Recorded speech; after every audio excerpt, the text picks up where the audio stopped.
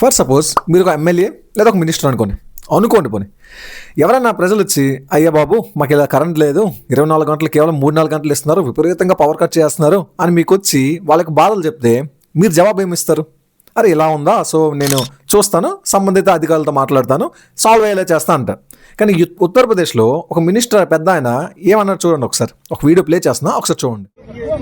बहुत परेशानी पूरे बीमारी एवं केवल 3 घंटा बिजली मिल रहा है, 3 घंटा 24 घंटे 3 घंटा बिजली मिल रही है। बोर्ड लगा के बैठा है कि 11 बजे 4 बजे तक मिलेगी, उसके बाद नहीं मिलेगी। से कह रहा लगा रहे हैं।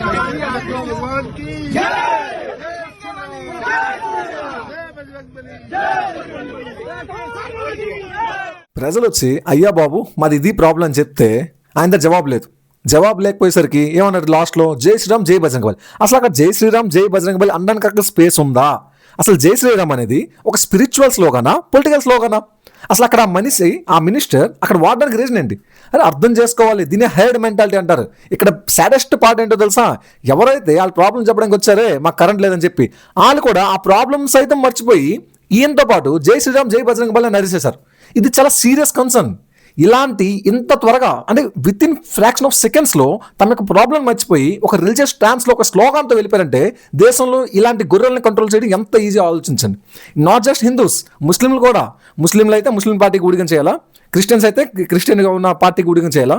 అరే మతం ఏంటి, మన పర్సనల్ స్పియర్, మతం అక్కడి వరకు ఉంచాలి. ఇప్పటికైనా హిందువులు, ముస్లింలు, క్రిస్టియన్స్ వీళ్ళందరూ మేల్కోవాలి. ఈ రిలీజియస్ బేస్డ్ ఐడెంటిటీ బేస్డ్ పాలిటిక్స్ని పక్కకు వచ్చి అరే మన డెవలప్మెంట్ కావాలి, మనం ఉన్న ప్రాబ్లమ్ సాల్వ్ చేయడం మనకి ఇంపార్టెంట్. మనకు industry growth, environment sustainability, job opportunities, skill enhancement, ఇవి కదా ఇన్ఫ్రాస్ట్రక్చర్, చదువు, వైద్యం, ఇవి కదా మనకి ఇంపార్టెంట్ కావాల్సింది.